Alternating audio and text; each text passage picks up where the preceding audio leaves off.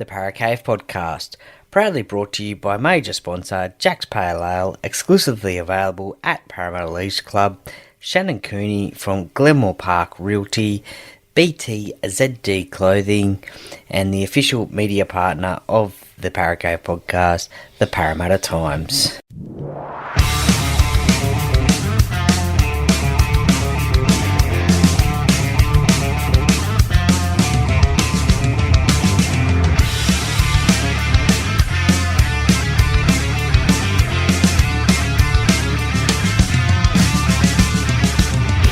Welcome to another episode of the Paracave Podcast. And now over to your host, Troy Warner, broadcasting live from the world-famous Paracave.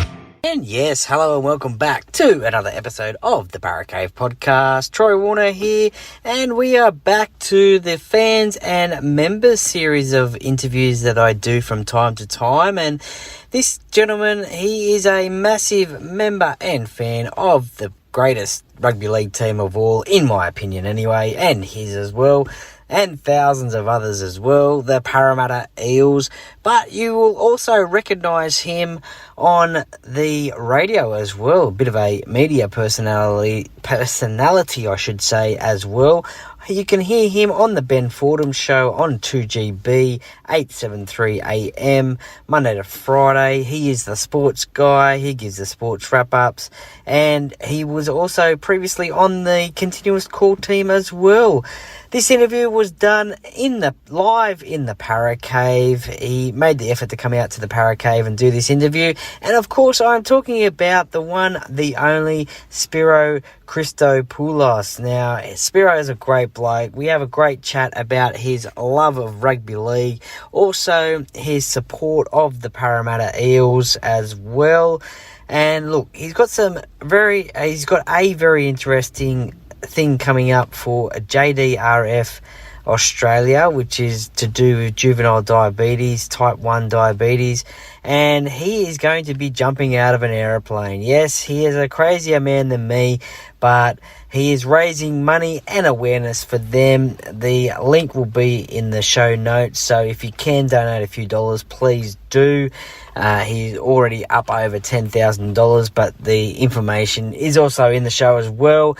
So we talk about the continuous call team as well. Also, some other great stories as well, and how he supported how he came to support the Parramatta Eels, favourite players from over the years. So a great chat there with Spiro. I really hope you enjoy it.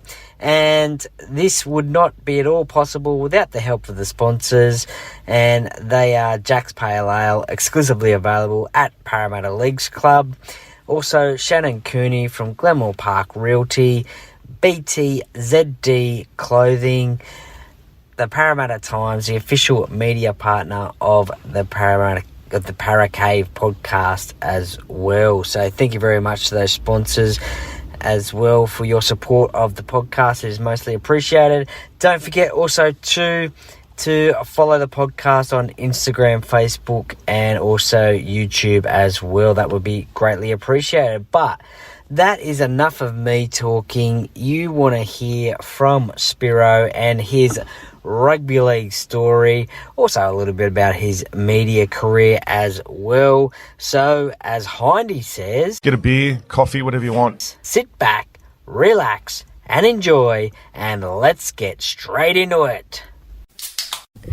And today on the podcast, we're going back to our fans and members series, and I've got a very special guest in the Paracave today. We're doing it live in the Paracave.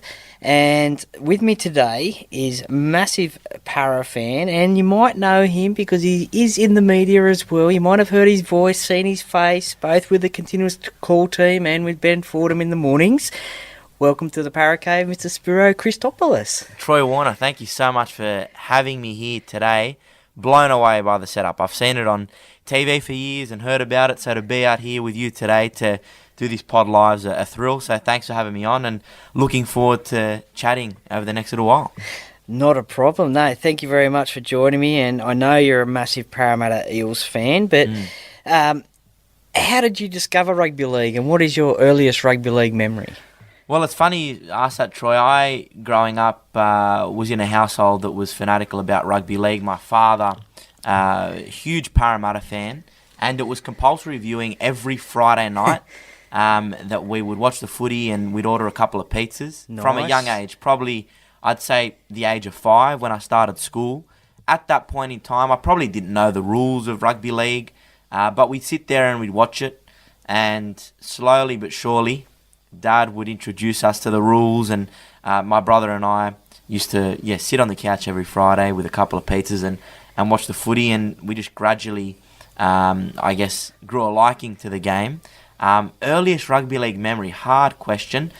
We went to a match in, I believe, 2009 at the old Parramatta Stadium. It was Parramatta v New Zealand, so Eels v Warriors. Yeah. And my brother and I were hell-bent on making a sign. A Fui Fui Moi Moi sign. Nice. Hong Kong Fui. Okay. I think Hong Kong Fui, there was an old cartoon of some sort. Oh, okay. So I can't remember the exact cartoon it was, but our first footy game, Para v New Zealand at Para Stadium, and we wanted to make a sign because that was sort of the in thing to do. So that would be my earliest rugby league memory proper, but for years growing up, we'd watch a footy game every Friday night on telly. Nice. What was the pizza of choice? I was a margarita pizza fan. My brother's a Hawaiian man. My dad was a ham and mushroom or a potato pizza. Potatoes. I know it's a bit of a left of field, but my old man, he loves his pizza, loves his potato pizza. So that was a go-to.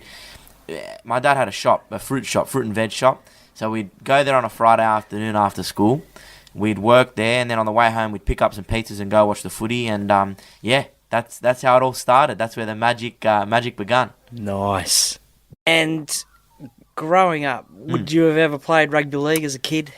I didn't. Never played rugby league. I played rugby union for quite a number of years at school. Okay. There was no offering of rugby league. So I went to Trinity Grammar School in Summer Hill. It was a private school, boys' school, very old school in a way, traditional values. So rugby union was the go-to. So I played union from year 4 to year 9, and then I played a bit of AFL. Okay. But my biggest regret growing up probably was that I never played a game of rugby league. Yeah. And still to this day, I do have it on my bucket list that I want to play a season of rugby league. Okay. I don't know if I've left my run too late. I probably have, but a couple of mates have spoken about the idea and floated the idea, and it's something that I'd consider. But it's the biggest regret. Biggest regret for me, Troy, is not playing league. What position do you think you would have played? Hooker, I think. I was a hooker in rugby union. Yeah. I'm not a spiral pass sort of guy, but I've got a decent bullet pass. Oh, nice. So I think I'd be a hooker. If not, I'd be a prop because I've got a bit of size on me. I haven't got height, so that rules me out of sort of playing in the second row or at lock. And I'm not a backline player because I haven't got the pace. But I'd be a hooker or a prop, I reckon, if I had played league. Nice. Great position. Every team there's a great hooker. So that's it. You mentioned 2009 then. Is that when you started following the Eels, or how did you end up supporting the Eels? So it's a really good question. My dad grew up in Ermington. Okay. As a kid, grew up there, then moved to Carlingford, which is sort of in that Parramatta district and area. Yep. But my grandparents owned a fruit shop in Parramatta Westfield. Oh, right. So they had the original fruit shop in Parramatta Westfield on the ground floor, and because they lived in the area and had a shop in the area, it was compulsory viewing that they were Parramatta supporters, but my dad especially. John Money used to own the sports shop upstairs, so Dad used to see John all the time and visit him, and he was a big Parramatta fan in the 80s. I don't know the exact year. I think he was probably supporting Parramatta from 1976. Okay. When he was 7 years old, and he was a fanatic growing up, and used to lock himself in the bathroom and not want to come out after a big loss or a grand final loss. And he used to tell my grandma that he'd drown himself in the bathtub because he was that passionate. So Dad was a Para fan, given he grew up in the area and was raised in the area. And then when I was 2009, that was the first NRL match that I remember going to. The first match that I did go to, but I can't remember, it was 2005. Okay. Prelim final, Para v Cowboys at, it would have been ANZ or Telstra Stadium, Yep. Sydney Olympic Park, Olympic Stadium. So that was the first game I went to, 2005. But 2009, the grand final, my dad managed to get tickets through Graham Annesley, who has a link to our family. It's a very unusual link, but Graham Annesley knows a family friend of ours, and my dad wanted tickets to the grand final. Graham helped us out, linked us up, Nice. and that was probably the first game that I remember going to, and that was the first proper rugby league memory, that 2009 grand final. And after the game, we obviously lost to Melbourne. Should have been awarded that premiership, given that the Storm was stripped, but we won't go there. And after that game, in the car park, I was in tears. I was devastated, but I wasn't a rusted on Eels fan at that point in time. Okay, yes. But that was the match. Still devastating. That was the match that made me a Para fan. That was the game that really made me bleed blue and gold. And I haven't looked back since. From 2010 onwards, we've been season ticket holders every year. And it's pretty cool because I go to the footy with my dad, my younger brother Jamie, dad's John, and then we go with a group of friends. So Peter Zuccolotto and his son Zach Zuccolotto, I went to school with Zach, so we go with them, and then the Laganas. So you got Adrian Lagana and Anthony Lagana and Vince Lagana, and we all go in a bit of a group. We're still season ticket holders to this day. But yeah, 2009, that was a turning point that made me a Para fan. So just speaking of being a season ticket holder, just how important and what is your great sort of value of being a season ticket holder to the Eels? Look, it's interesting, Troy, because the last couple of years I've been involved in the media, and I've got this accreditation pass, which means all access to every NRL game that you like. But I still believe in being a season ticket holder because you're part of a club. That's and right. We love Parramatta, we love the Eels, and it's important to give back to the club and help support them in whatever way we can. But for me, it's also a release to be able to sit in a member's spot at a stadium, sit with friends and enjoy a rugby league game, a footy game. It's a thrill. It's something I look forward to every week or every home game, and it's important. You know, you got to give back to the club and show your faith in the club through thick and thin, no matter what's happening, no matter where the club are performing. There were many years there where we were season ticket holders in 2012 and 13 and 14, where we didn't have the best of seasons, and we might have claimed back-to-back wooden spoons a couple of times, but we stuck by our club through thick and thin, and we remained season ticket holders. So it's a great sign and a show of faith and loyalty to your team. So I'm a big believer in being a season ticket holder, no matter the circumstances, whether you got a media accreditation pass or whatever. So yeah, it's so important to us and our family. Yeah, no, definitely. And I think Parramatta's been setting records for memberships year after year, and it's only ever increasing. So listeners, if you're a Para fan, jump onto the website, paraeels.com.au, and sign up, and you'll see Spiro and myself at the games, that's for sure. You mentioned Fui Moi Moi there. He was one of your favourite players. Who else from 2010 onwards was favourite players up until now? Fui Moi Moi was iconic. The Continuous Call team, who I now work with, used to have a song about Fui to a ABBA song, Honey Honey. We used to listen to that in the car driving around on a Saturday. But he was iconic. He was such a hard running, ball playing, tough player. And Fui was one of my favourites. And as I said, we made a sign for him at our first proper Para home game that we went to in 2009. Jared Hayne. I mean, you can't go past what he achieved in that 2009 year. He was on the front page of every paper, front and back, and those red boots were iconic, and the Hayne plane and his celebration. So loved Jared growing up.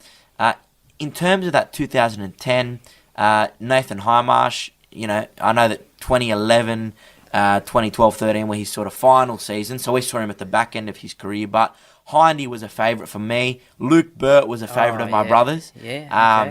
But always loved watching him play, and his kicking, goal kicking was phenomenal, but on the wing he was so reliable and he was great to watch. So I was a big Luke Burt fan as well.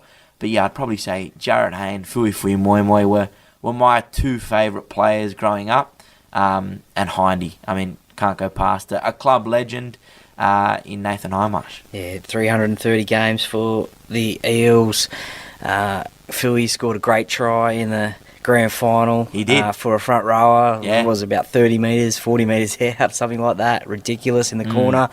And as you said, that 09 run of Jared was fantastic as well. And probably Luke Burt is probably a bit of an underrated player, I'd say. He never got the rep honours that potentially he could have, or he should have, he deserved. You speak about Luke Burt as well, Troy. I mean, I remember the game where he broke the record for the highest point scorer for Parramatta.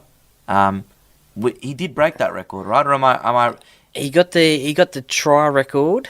He's got he's the all-time leading try scorer for Parramatta. Is he the all-time leading try scorer, Luke Burt? Yeah, 124, I think it is. Well, that match we were there, and that was an iconic moment in memory. I know I was a bit light on the detail there, but he was a legend. Growing up, my brother had a number 2 jersey, and he was a class act. I secretly hope he's going to come back and coach Parramatta one day, because I know he's up on the Gold Coast and has coached Burleigh Bears for quite a bit. So secretly hoping we'll see Luke Burt back in the blue and gold sometime soon. Yeah, that's it for sure. Now, obviously, Eels games at CommBank Stadium are amazing. But what away games have you been to that stick out in the memory? Well, I know this is a bit of a recent one, Troy, but Parramatta v Penrith 2022, round 10 would have been, playing away from home, and it's a hostile environment at Penrith. But to see Parramatta on that particular occasion knock off a team that had achieved so much success, and I think they were unbeaten at home for such a long time, and they had this big streak, and they were the reigning champs and whatnot. So to see Parra win in Penrith v Penrith, that was a lasting memory that I remember for some time. Other away games that I've been to, I mean, seeing Parra win at Leichhardt Oval in that same year, 2022, was pretty cool. I was on the sideline that day for the continuous call team. Yeah. But that was a cool away game to be at. Mind you, if you're a fan at Leichhardt Oval, $65 a ticket to sit on a crappy stool. I mean, it's a bit rough. Yeah, it is a bit rough, Troy. I mean, you can go to a lovely stadium like CommBank, and you pay a membership for a year that turns out to be about $20 a game or even less. And you go to Leichhardt and you pay $65 for an average view. Our group of fans that go to games, they were spewing about being at that particular match. But yeah, away game that stands out, 2022, Parramatta beating Penrith at Penrith, Bluebird. That was a real highlight for me to be there on that night. Yeah, Parramatta and Penrith at Penrith is my favourite game of the year, and I can't wait for round 2 this year, because that's when we play them. I just can't wait. It's gonna be great. It's gonna be awesome. Penrith, the biggest rival of yours when Parramatta play, or is there a team that you desperately want to beat every time you play them, or every time Parramatta play them, I should say? I know that the rivalry with Penrith is huge because of the Western Sydney rivalry, but for me, the Bulldogs, they're the biggest rivals in my books. I love getting a win against the Dogs. They're just, they're a team that through the 80s we had a lot of history with. But their fans like to get up and about, like to get a bit chirpy. A lot of my good mates are Bulldogs fans, and it's the greatest moment, greatest feeling when you beat the Dogs and you claim those bragging rights against the Canterbury fans. So round 1, that'll be a huge contest, a lot on the line. Dylan Brown's 100th game, first game of the season, 5:30 Saturday, great time slot against the Dogs. Reid coming up against his former club. I think that particular matchup will be something that will be spoken about for a number of years. I know he played Parra twice last year, but because he was sort of one of our prodigal sons and came through the juniors, whenever Parra play the Dogs, I think that Reid-Marnie rivalry is going to be something that everyone's keen to see. So, yeah, the Bulldogs for me. I actually remember the 09 prelim final, watching it at a Japanese restaurant in Crow's Nest, Sapporo, with my old man, my brother, and another good friend of ours. So watching that game has been etched into my memory, and beating the Dogs on that occasion. The Bulldogs fans still can't shut up about that particular game because they think they got ripped off with a controversial decision. But yeah, Canterbury, biggest rivals for me. Troy? Yeah, well, Brad Arthur said at the fan day, let's pack it out. Let's get 30,000 there. Let's set a new ground record, and because they really need your support there, and that's going to be great. And certainly the crowd let Reid know about his back at Parramatta last year. That's for sure. Do you have a favourite Eels jersey that's been worn from over the years? Is there one that stands out? It's a hard one, Troy. I mean, I liked, was it 2017, there was a heritage jersey.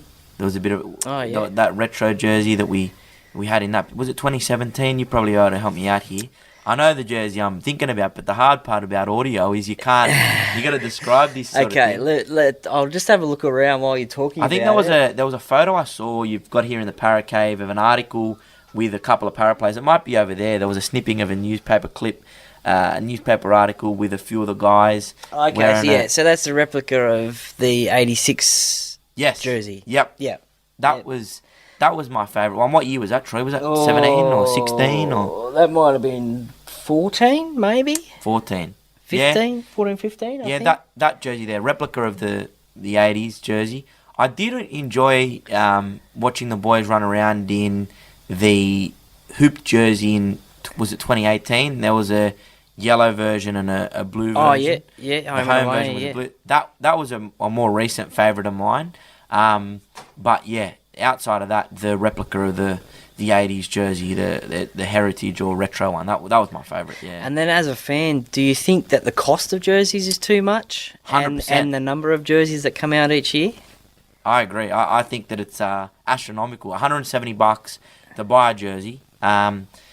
It's just too much, in the middle of a cost of living crisis, to expect fans to pay $170 every year for a jersey is beyond belief. But then if you add in all the jerseys that we've got, your Anzac Day jersey, your Indigenous round jersey, your home and away, your alternate strip, it's expensive. And I think the NRL are trying to do something about it. Peter V'landys has looked at the Kangaroos jersey, bringing that to a $99 price point. Okay, yeah. Which, under $100, you'd spend it. Yeah. But $170, it's too expensive, Troy. So I'm of that view. I feel very passionately about that because rugby league is a sport for the working class man and woman, and it should be affordable to buy your team's colours. So very much of the view that they need to bring the price of jerseys down. Yeah, that's for sure. I mean, I agree. $99, I think they'd sell more anyway then, and they'd make more money then anyway. Correct. Let's hope they can do something about that for sure. Well, after the current season, jerseys become, I guess you could call memorabilia, because people don't tend to wear them the following season because a new one will come out or whatever. But speaking of memorabilia, do you have a favourite piece of Eels memorabilia or unique piece of Eels memorabilia that you might have? Eels memorabilia, it's a hard one. I'll come back to that. But the best piece of memorabilia that I own is a match ball using the 2023 NRL Grand Final. There were only 40 match balls used. Okay, yeah. I've got number 15. It's got grass stains on it. It's got dirt stains on it. So it was used for the grand final between Penrith and Brisbane. So that'd be my favourite piece of memorabilia in terms of rugby league wise. I don't have a favourite piece of Eels memorabilia that comes to mind. I've got a heap of signed jerseys from that 2010 sort of period between 2010 and 2012, but I haven't got anything that stands out.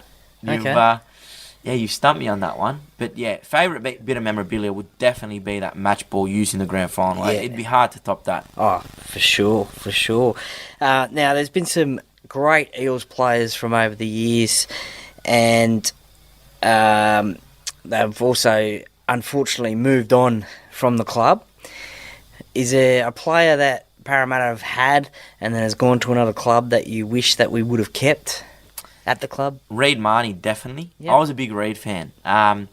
I remember his debut in Darwin, TIO Stadium, and heard a lot about him, coming through the ranks in that under-20s grand final in 2017 against Manly that we lost, but he was a star in that season. So Reid was a player that I would have loved Parramatta to keep that we didn't. I'd probably say he's top of my list. Jared Hayne, when he went to the NFL, that was a devastating day. I was at school. I was in primary school. Yep. I remember when that happened.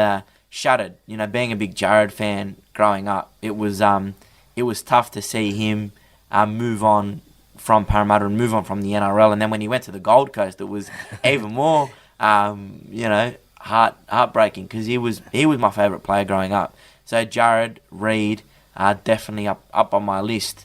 Just trying to think of someone else that I can throw in the mix. Corey Norman, Okay. when he went to the Dragons Yeah. after Parramatta. I was a Corey Norman fan. I know that he probably didn't do as well at Parramatta as we would have liked. Yeah. But hard to see him jump ship.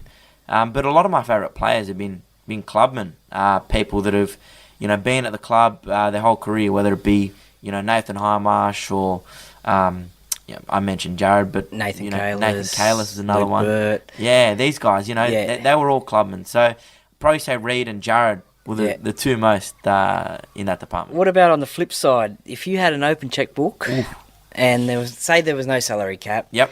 who would you have loved to have seen Para sign and play at the Eels? Hard to go past Nathan Cleary. I mean, Nathan Okay. and Ivan would have loved to see that father-son duo eventuate at Parramatta. Teddy, I'm a big James Tedesco fan. I know Gutho, and he is our best player in my opinion. Gutsy, he epitomised what a captain should be, putting his body on the line, and in defence, in attack, he's everywhere. But I would have liked to see Teddy at Parramatta at some point in time. I know this is a bit of a left of field one, but Israel Folau. There was a period there where Israel Folau was rumoured to come to Parramatta. Yeah, I remember it well. Yeah, I can't remember the exact year, but he was playing in the AFL, played a bit of rugby union. But Izzy, I would have loved to see Israel Folau in a Para jersey. That would have been one, definitely, Troy, that I know it's a bit left of field, but his potential as an athlete, phenomenal. So I would have loved to see him in the blue and gold at some point in his career. There was some rumours going around at the time that I think he wanted to sign for like $50,000, and the NRL wouldn't let him sign for that because they said, no, you're not worth $50,000, you're worth way more than that. And he was happy to cop that, but it didn't eventuate for sure. You mentioned Ivan Cleary and Nathan Cleary there, but we've pretty much since 2009 we've had Daniel Anderson, Stephen Cooney, and Brad Arthur. Obviously, he's going into his 11th year at the moment at Parramatta, being the head coach. Yep. Do you think he is the best coach to coach Parramatta at this time? And is he under pressure for 2024, do you think? Without doubt. I think he's the most under pressure coach in the NRL. Is that because of the premiership drought? Yes and no. I mean, Or a big club? To be honest, Troy, I mean, he's been at Parramatta 10 years now. Any coach to be at a club for 10 years and not have a trophy to show for it, it's rare. Yeah, very. It's not common that's the case. On BA, I mean, you can't. What you can't take away from him is what he did with the club post 2016. Salary cap scandal, hardest time in Parramatta history, at least in my time following the club. And for him to turn things around and to have Parramatta as a consistent, finals contender or top 8 finish in the last 4 or 5 years, it's a big feat. But at the end of the day, 10 years is a long time at a club. And, I like BA as a person. And I think he, at times he's done a good job at Parramatta. He's taken them to a grand final. But when you haven't got anything to show after 10 years, something has to give. And I feel that, maybe we're in need of some fresh ideas. But in saying that, he's got 2 years to run on his contract. I think if Parramatta don't make the top 8 this year, he has to go. And we have to bring someone else in to, breathe a bit of fresh air into the club. But, yeah, as I said, BA, you can't knock him for what he did in those difficult times at Para, but I just feel that, yes, he's the most under-pressure coach in the NRL, not just because of the drought, but given he's been at Para for 10 years and got nothing to show. You look at guys look at coaches that have been at a club for 10 years. Trent Robinson, Wayne Bennett, Craig Bellamy. These guys have a lot of premierships or a premiership to show for it. So that's my take on BA. But yeah, he's been a great addition to our club, and it was good. It's been good to have a little bit of certainty and security after chopping and changing. From Stephen Cooney to Ricky Stewart. In that little period there, it was a lot of chop and change. But I think BA, if they can't make the 8 this year, I think his time at the club may be up. And if he does move on, who would you like to see as head coach of the Eels? Well, I would like to see Shane Flanagan coach at Parramatta. I'm close friends with Flano. I've worked with him and got to know him quite well. Obviously was a junior at the club, played first grade at the club. I think he gets it. He knows what we're all about at Parramatta. He's obviously at the Dragons now, so we missed out on his signature. Yep. Justin Holbrook, though, he's someone that I'd like to see coach again at an NRL level. With a good cattle and a good squad, good group of players, I feel that he can really do something special at a club. And I'd probably like to see him take the reins at Parramatta if BA doesn't perform this year and doesn't take Parramatta to another grand final or win a grand final. I think Justin Holbrook's a man to take over and take the reins. Okay, I think he's doing his apprenticeship again this year under... Well, not his apprenticeship, because he's been a head coach and won a competition over in England, but he's getting some more tips, I guess, and experience at the Roosters, I think, this year under Trent Robinson. Well, let's get to 2024 before we talk about your media career. Of course. But let's get to 2024. Obviously, a disappointing season last year, not making the finals after the grand final in 2022. As an Eels fan, what are your hopes for the Eels in 2024? Or expectations? Yeah. Well, obviously, a premiership is the goal. Yeah, but of course. Yeah. Look, to be honest, you look at our squad last year compared to this year, there's not a lot of changes. There's not a lot of recruits or people we brought in.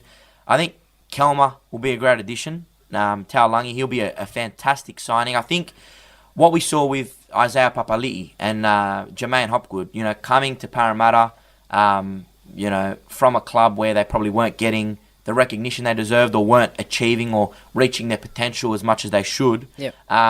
And then, being a star signing. I think that's what we'll see with Kelmer.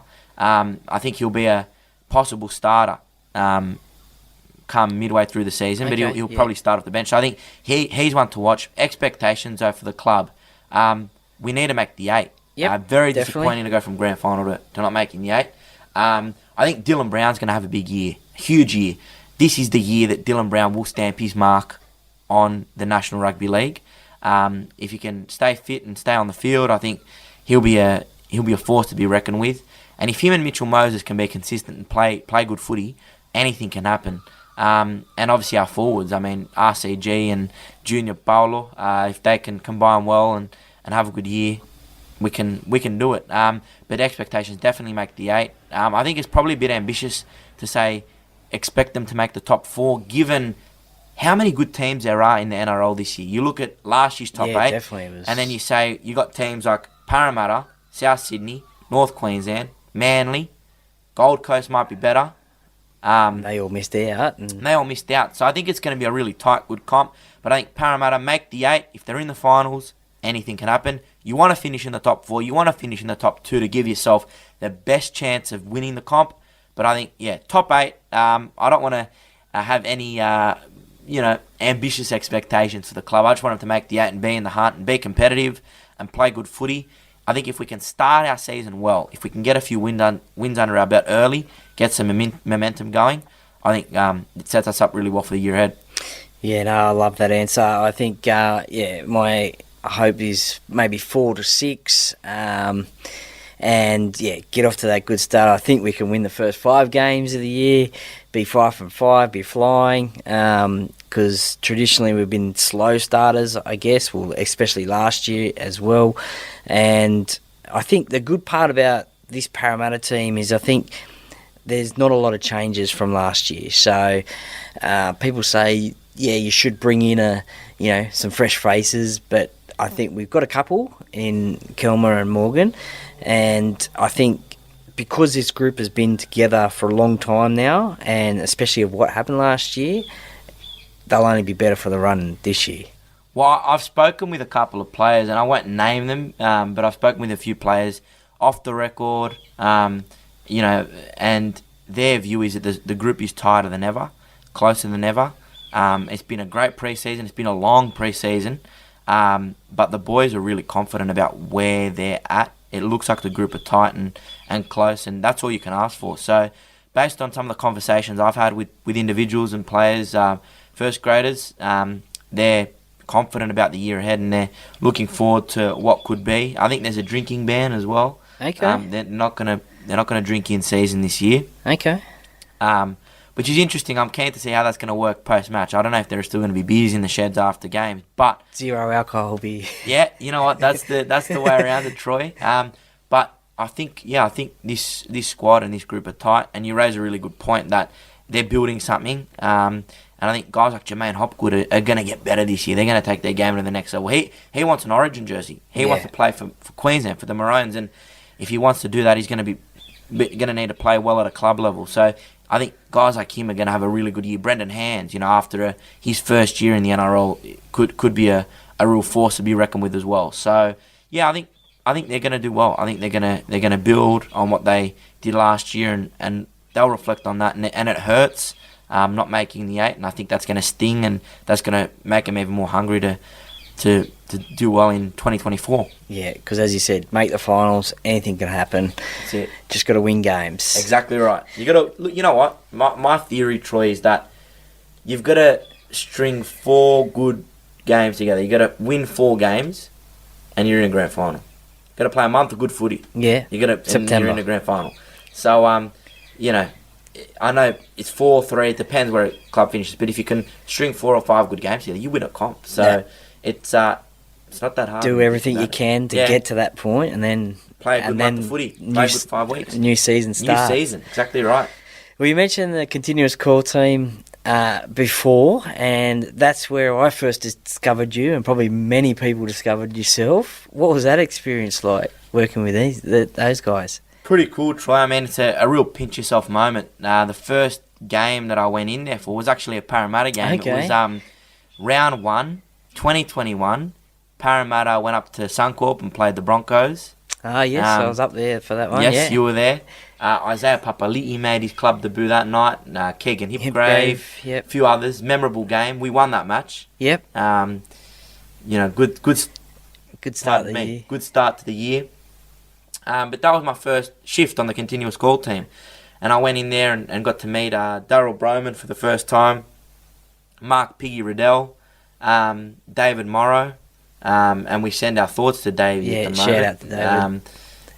And Mark Levy was in there as well. So I went in there on Friday night into the interactive studio, and I was buzzing. I was so excited because I grew up listening to the continuous call time. I grew up listening to the boys on a Saturday, driving around in the car with my old man and my brother, and it was iconic. And Ray Hadley was obviously the guy that sort of led the way and paved the way and created the continuous call team and hosted it for so many years with the likes of Bob Fulton and whatnot. But what a thrill! I mean, to be in there with the boys on a Friday night, and it just grew from there. So I did a year of producing. Did a second year of producing in 2022, and I actually got my start on the sideline. And it was, funnily enough, the first game that I was on air for was Parramatta v South at Accor Stadium in 2022. Yeah. Bucketed down that night. It was a What's it like one. on the sideline, bucketed down? Well, the funny thing was we were meant to be at the ground on the sideline, but COVID went through the continuous call team.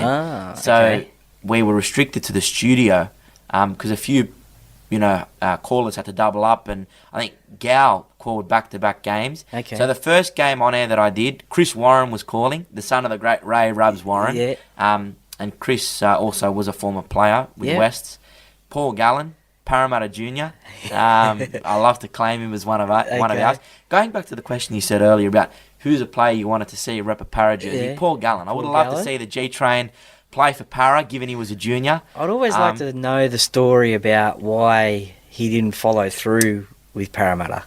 It's a good in question. terms of not playing first grade? I don't know what happened. I think they said he was too small. I think the club said, mate, you're too small. You're not good enough for first grade, and he went. Somebody got that opportunity. wrong. Someone got that wrong. I'm pretty sure. 300 games plus. But don't quote me on it. But I'm pretty sure that's the story. So the first game I did on air, Para v South, that 2022 game with Gal and Chris on the virtual sideline from the studio, and then a week after they said to me, well, we robbed you of a chance to be on the sideline for your first game, so we'll give you another crack. Leichhardt Oval, Para taking on the Tigers, where we won. Yep. And that was pretty cool. I mean, I interviewed Mitch Moses and Isaiah Papali'i after the game, and yeah, that was a pretty cool experience. So it was, I love working with the continuous call team. It's a real thrill.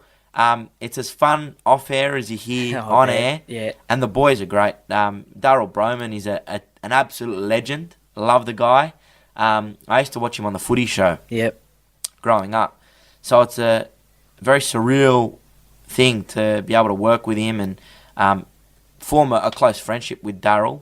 But the whole team are great. Shane Flanagan and Jamie Soward are two guys I've got to know really well through the continuous call team. And it's a real honour to be mixing with those guys. Is it harder to talk to Parramatta players after a game, trying to be neutral, or rather than talking to other clubs' players? It's a good question. I mean, because you're a fan, you're always viewing players in a fan's light. But when you're commentating, you got to put your commentator's hat on. You got to be impartial. Yeah. So it's not easy. Don't get me wrong, but you just got to play it real straight. And when you're talking to players, I guess you're more comfortable speaking to Parramatta players because you know more about them. You feel more comfortable around them, and they're people that you've watched and grew up seeing play. So you know so much more about the way they play and their backstory and who they are. Yep. So it's hard when you're commentating on the sideline, trying not to be impartial when the blue and gold go over for a try and you want to get up and cheer and throw your arms in the air, but you can't. But it's not easy, but you be professional about it and you do your best. I remember highlights of the 86 grand final, and there was a photographer behind the posts, and when Mick Cronin, I'm not too sure if it was the first goal or the second goal he kicked, but you could just see him do a little fist pump, and you obviously knew that he was a Parramatta supporter, so he was on the field taking pictures. But what's your favourite memory of working on the continuous call team? Like, cause one that stands out. Like, is there a funny story or something that happened that you can tell us? Because as you said before, it must be a barrel of laughs off air. It really is, Troy. I mean, I'll give you two stories. One of them was, I think it would have been 2022, and I was working every Friday night with the boys. So I'd go to the ground with them, and I'd be in the studio with them when it was an interstate game and we weren't travelling. Okay. Yeah. And the boys asked me for they wanted a tea, right? The boys wanted a cup. Someone wanted a cup of tea, but a white tea. Okay. A white tea. Yeah, I'd never heard of the term white tea. They stumped me on that. Okay. So I go to the kitchen and didn't quite know what to do. So just a cup of tea with milk, isn't it? Exactly, but I had no idea that was the case, right? Okay. So I'm sitting there trying to work out what a white tea was, and I think I messaged Mark Levy because I think it was for David Morrow, the cup of tea. He wanted a white tea, and you got to get that right. Exactly, I messaged Mark Levy. I said, "What's a white tea? I'm clueless. I got no idea. I've never made a white tea in my life." And Levy stitched me up. He said something along the lines of, you got to put a couple of teaspoons of sugar in there because, white, sugar. Okay. So I put a couple of teaspoons of sugar and no milk, and then I take it in there, and Davey has a sip, and he couldn't believe what he was having. So that was a funny one. But the best memory for me was 2022. I was covering the Commonwealth Games for 2GB. Yep. Friday night, the boys were at Manly. I think it was after a Para game. Para playing Manly in 2022 at Brookvale. And I was doing a segment, and I was covering the women's T20 cricket at the Com Games, and they were playing at a certain venue, and I got on there and I said, guys, the female cricket team, they're about to take the field against India at Eggbaston. Eggbaston, I'll say that again, highlight that. David Morrow chimes in, and the boy is just pissing himself because he's a cricket tragic, exactly. Isn't he? It's edge basting, not egg basting. And I'll never live that one down. And that was quite a funny one with the boys as well, on air. So a couple of funny on-air memories, but it's just so funny. I mean, watching David Morrow and Darryl Broman go at it, I've never laughed so hard in my life, seeing those boys, have that banter and that connection. So pretty cool to be able to experience that in the flesh. So many memories to mention. It's not really work, is it? It's not. It doesn't feel like work. It's just like mates catching up. It doesn't feel like work half the time. Yeah. So, a couple of good memories. I've been stitched up a few times. White tea. Now I know for certain what a white tea is. Milk. Just add milk. It's not that hard. So, there you go. I know it's left to feel, but that'd probably be one of the funnier moments as well. And these days, you're the sports producer at the Ben Fordham Show, Monday to Friday? Yeah, so I work with Ben. I've been working with Ben for 3 years. This is my 4th year with him. For the past 3 years, I've been his night editor, so nighttime producer. Clock on at 5 p.m, clock off at midnight, prep the show for the next day, write a few scripts and organise some interviews and cut a bit of audio. So I've been doing that for 3 years, and then this year, I'm in studio Monday to Friday. My alarm goes off at 1:45 a.m. Oh, that's tough. Out of bed at 2 o'clock, in the office at 3 o'clock, done by about 10:30. But I'm the sports reporter, which means every hour, 5 to 6, 5 to 7, 5 to 8, talking sport with Ben. Also producing. And thanks to Ben, I got my start in the media. If it wasn't for him, I wouldn't be where I am today, because when his first day in the breakfast show, taking over from Alan Jones, I said, look, I was in year 12, I was at school. I said, I'm going to wake up early, put my phone on, listen to the radio, and, listen to a historic day in Sydney radio, a new breakfast host on 2GB. Yeah, definitely. So I did, and then I heard Ben read the open line number 131873, and I thought, I'm going to call. I'm going to try and get through. And I thought, not in a million years I'm going to get through. There are probably hundreds of people trying to get through, never going to get in. But thankfully, someone answered on the other end. Yeah. They put me to air. I spoke to Ben. I said, Ben, I'm in year 12 at Trinity. Love you, love the media. Welcome, good luck, and all the best. He said, come and do some work experience. Wow. Just out of the blue? Out of the blue. Wow. So I did a day of work experience in the June-July school holidays and loved it. Then during the HSC, Ben got me on for regular updates, like, segments, because we were a COVID-affected year. So our school formal was impacted by COVID. Yep. Our HSC exams were different in the way that we were all spaced out, and there were these protocols you had to go through. So Ben would get me on for regular interviews during my HSC. Because that's news, isn't it? It's newsworthy, right? Yeah. So it was a real thrill to be part of that. And then I did a month of unpaid work doing the early shifts. The day after my school formal finished, my day after my school formal, I did the overnight shift for about 6 weeks, my first summer out of school. So that was entailing getting into work at 8 p.m. and finishing at 8 a.m. the next morning. And then from there, Ben offered me a job on his team, and the rest is history. Yeah, so wow. if it wasn't for that one phone call to Ben on his first day, I wouldn't be here today. I wouldn't be, doing the continuous call team and have experienced what I have the last few years. So blessed and very lucky and very grateful for what I've been able to achieve. Yeah, no, well, that's an amazing story, and shout out to Ben. Maybe I can get him on as a fan of rugby league in the fan series as well, maybe one day.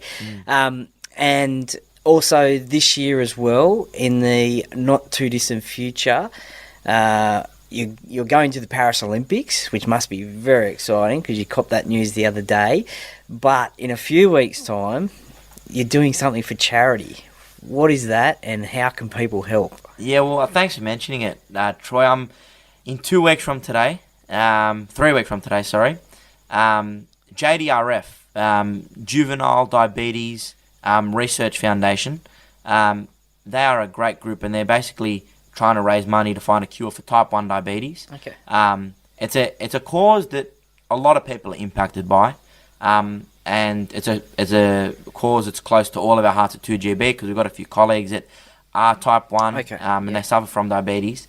And basically what happened was last year, Ben was reeled in to do one of their major fundraisers for JDRF, which is Jump for a Cure. So skydive, jump out of an aeroplane, raise a heap of money to help cure diabetes. They asked him to do it again this year. Ben wasn't too keen. Okay. And he flicked past it to me. So he challenged me live on air to jump out of a plane for JDRF. So I'll be jumping on March 17. I've raised close to $10,000. My goal was 10 grand. Yeah. Ben raised 9.5 last year. Okay. And I said, Ben, you raised 9.5. I'm going to raise 10. So I'm close to 10. I've upped the ante to 15 because we want to raise a heap of cash for such an important cause.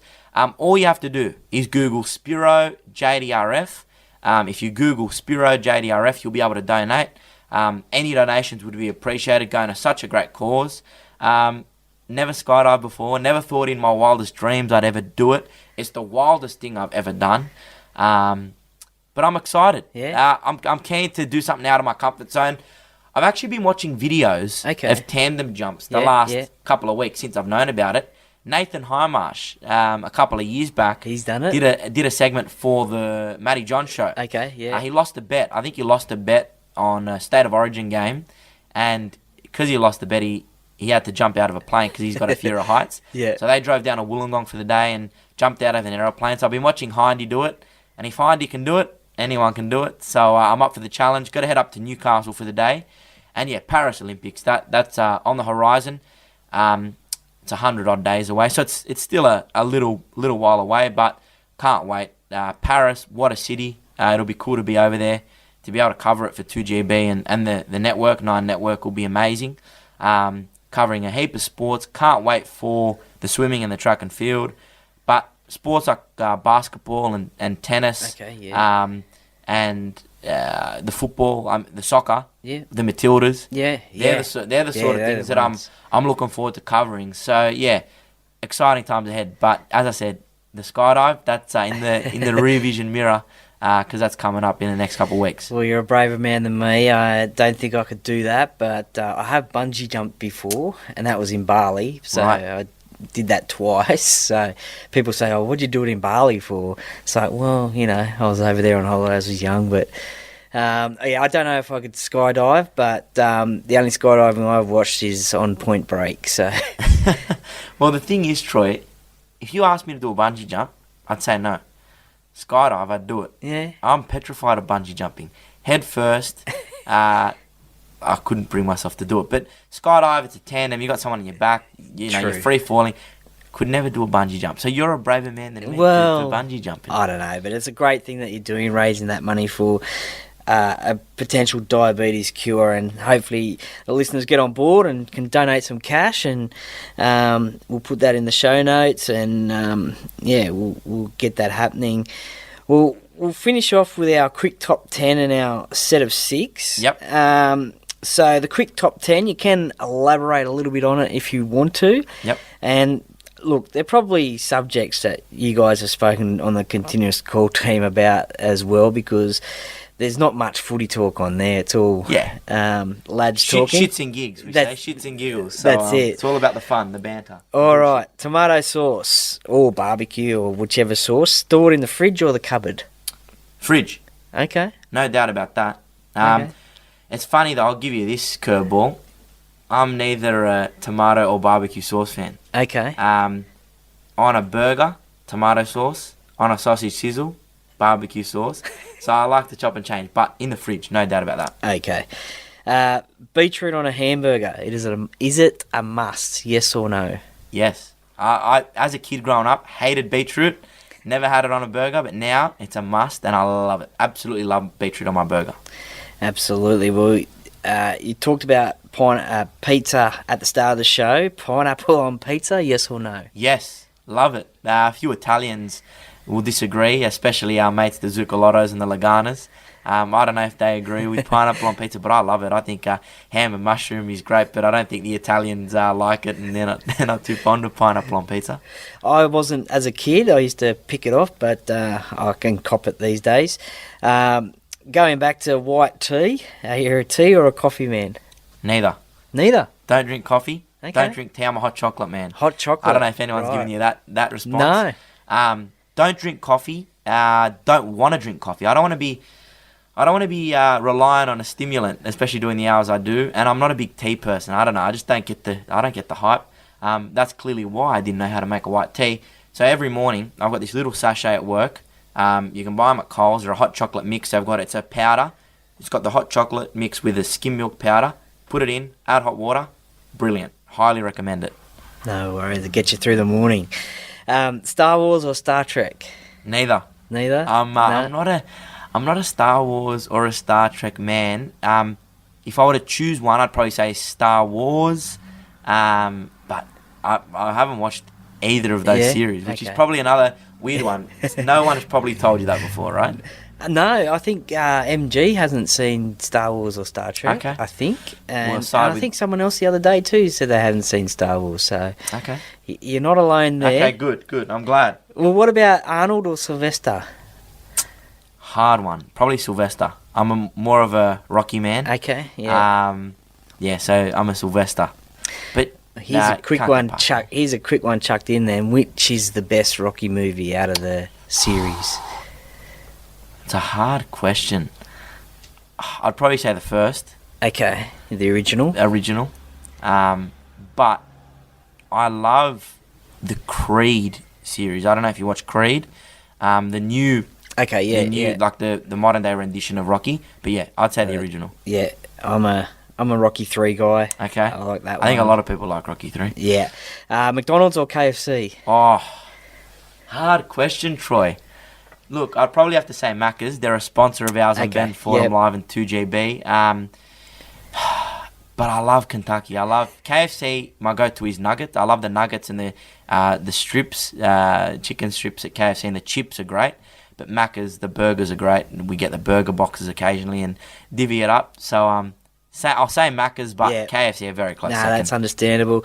Look, I'm going to skip the next question because the next question is morning or night person, and clearly you're a morning person, so I'll skip that one. Yeah, look, I am a morning person, but the funny thing is, the past 3 years I've been a night person. I've been working at night, and when I was at school and studying and stuff, I was always a night person. So I'm now a morning person. How are you finding that transition to getting up so early? Yeah, look, not too bad. I guess the secret is you just treat it as a normal work day. You say, well, this is my work day. I'm getting up a couple hours earlier than everyone else. And if you can mentally get yourself psyched up, it's not an issue. So I'm adjusting 6 weeks in. They do say that breakfast TV and radio are one of the hardest jobs to do because of getting up so early. It is, no doubt about it. Coke or Pepsi? I know this is probably left the field. Neither. No, that's fair enough. Never drank soft drink growing up. Okay, yeah. But I'm now a Scotch and Coke man. Scotch and Coke? I'd have to say Coke if I were to choose one, yeah. Nice. And Seinfeld or Friends? Seinfeld. Yeah. Grew up watching it. Yeah. My old man, my dad loved it. My godfather, shout out to George Angelides, my godfather. He's a big Seinfeld man. My dad loves it. So grew up watching Seinfeld. Yeah. Definitely. No doubt about that one. Good answer. Who's your favourite Seinfeld character? Hard question. George Costanza. Yeah. I love George. He's a bit of a goofy guy, and he's a likable sort of personality. Alrighty, the time for the set of 6, and these are sort of the personality sort of questions. Yep. Hopefully there's not a 7 tackle set, but now this one might be a bit hard for yourself because you're involved in all things sport, but what's your favourite sport outside of rugby league? So I tend to say I've got 3 favourite sports. Rugby league is my favourite by far. Close second, cricket. Love my cricket.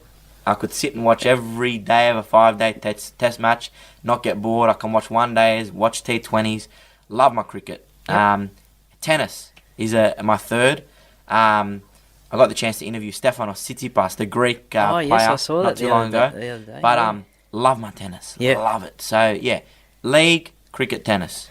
Well, it's perfect because rugby league in the winter, cricket and tennis in the summer. Exactly right. Let me chuck in there though, Olympics and Com Games. I mean, I love swimming and track and field and the magnitude of what those athletes can achieve, and the training and the time and the effort they put into it. So let's say rugby league, cricket, tennis, followed by Olympic sports, Com Game sports. Nice. Favourite holiday destination? Greece, by far. I've been there twice. I'm very proud of my Greek culture, my Greek heritage. My grandparents were all born there and migrated to Australia. But I do feel a strong connection to Greece. I've been back there twice, once in the summer, once in the winter. The food, the people, the beaches. It's an amazing country and by far my favourite destination. So hoping to get back there for a couple of weeks this year before the Olympics, if everything goes to plan. But yeah, I love Greece. Nice.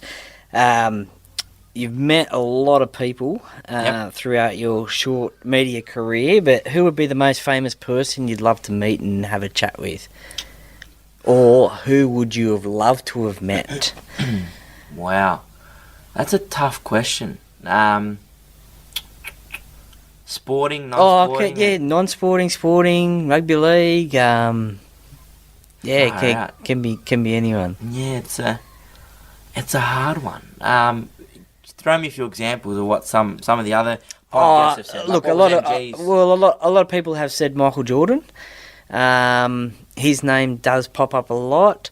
I'm just trying to think now. I think MG said. I'll have to go back and listen to it to be honest. But somebody the other day did say Elvis. That's actually a good one. Yeah, I love his music. I love Elvis's music. I watched the movie, and yeah, he'd be a guy that I'd love to meet. Let's throw him in. Yeah, let's throw him in the mix.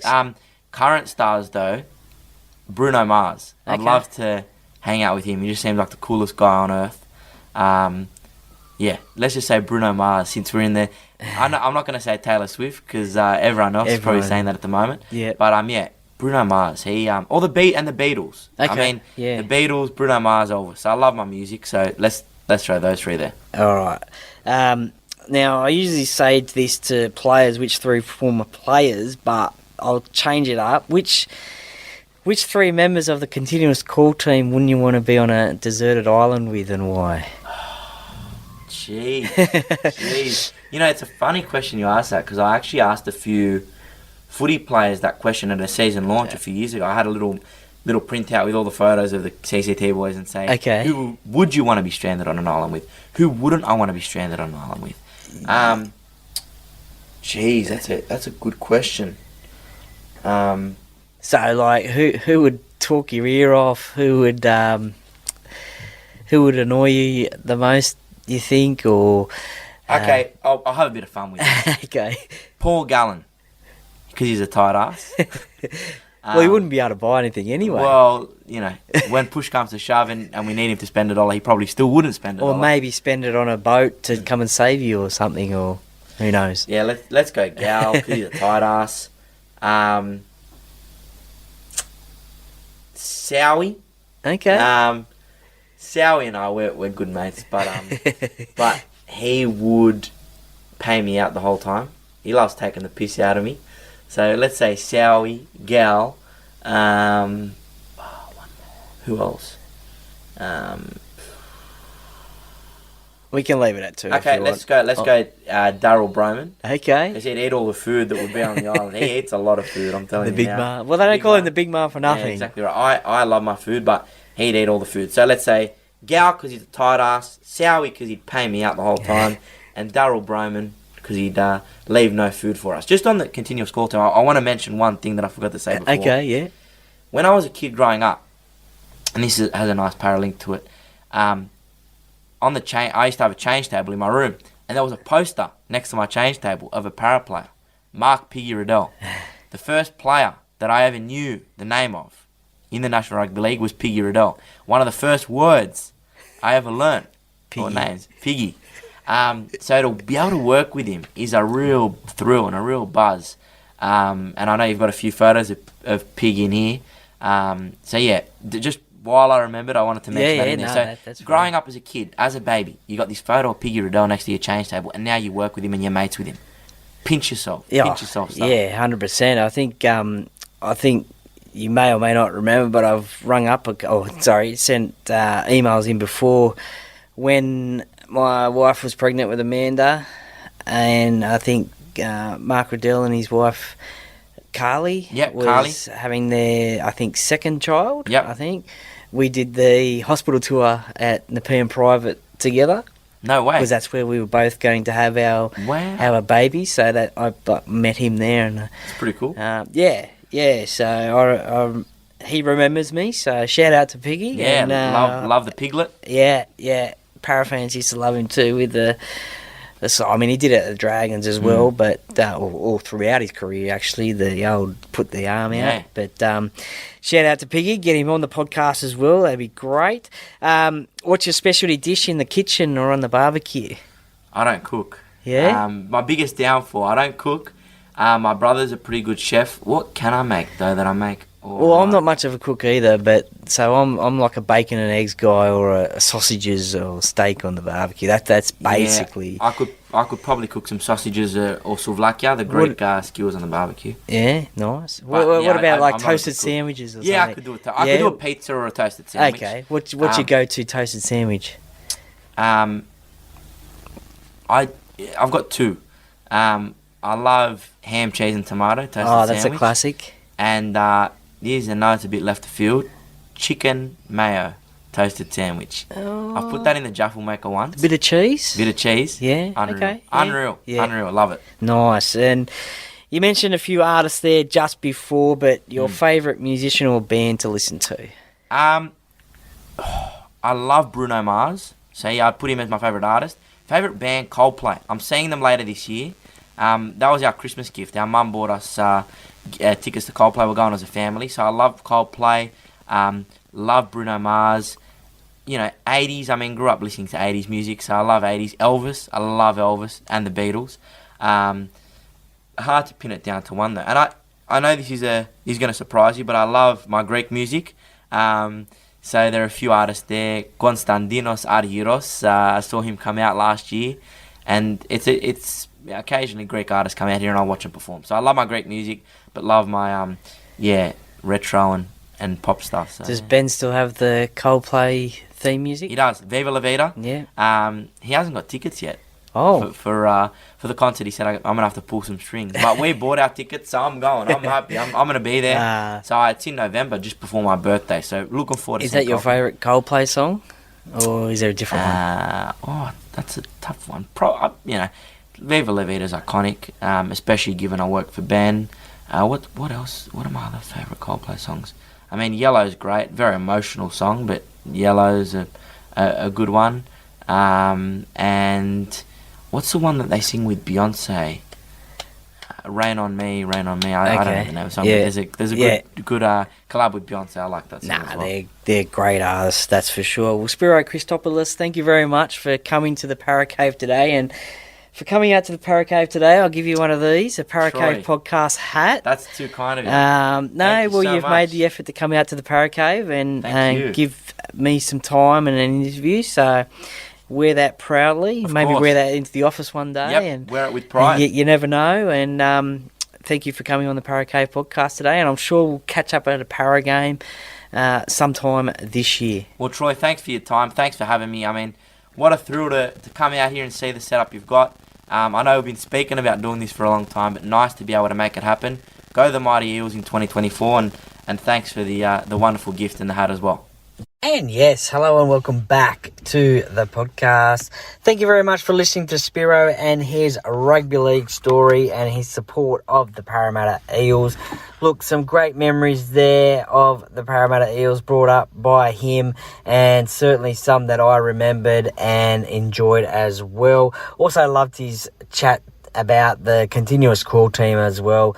I usually listen to them sometimes on the weekend as well, travelling home from work before games and stuff. And yeah, look, they've been around for a long time now and are probably Sydney's leader in weekend rugby league commentary, I guess you could call it, but some great laughs on that show. So thank you, Spiro, for those stories. I really enjoyed those. And look, I hope to catch up with you and your mate Peter at the CommBank Stadium for a game or two throughout 2024. No doubt I will. And look, I really appreciate you coming out to the Para Cave podcast, Para Cave, for this podcast chat. It was a Sunday morning, Sunday afternoon that we did it. So thank you very much for that. I really love doing these face-to-face interviews. It seems a bit more personal, and I just really love the interaction that we had. So thank you very much once again, Spiro, for coming out. all the best for your jump out of an aeroplane for JDRF. And listeners, I'll put the link in the show notes and also on social media posts as well. But listeners, thank you very much for listening. And if you can, give the podcast a follow on the Instagram pages. On the Instagram page, paracave_podcast. I'd really appreciate the follow. And look, there'll be some great content coming out there.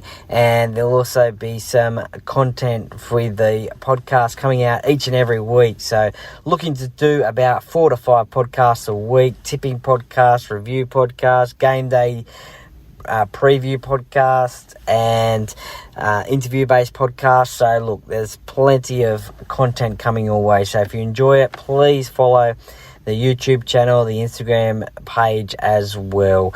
Thank you very much for listening, and enjoy your footy.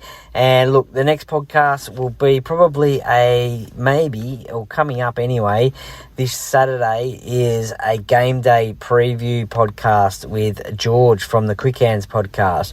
He is my podcast, is my co-host on the Sugar and Spice and All Things Nice show that we do from time to time. So he is a Bulldog supporter, so again we go down memory lane as well, and we also preview the game against the Bulldogs, Parramatta and the Bulldogs from Combank Stadium. Thank you very much for listening. I really appreciate it. Enjoy your footy.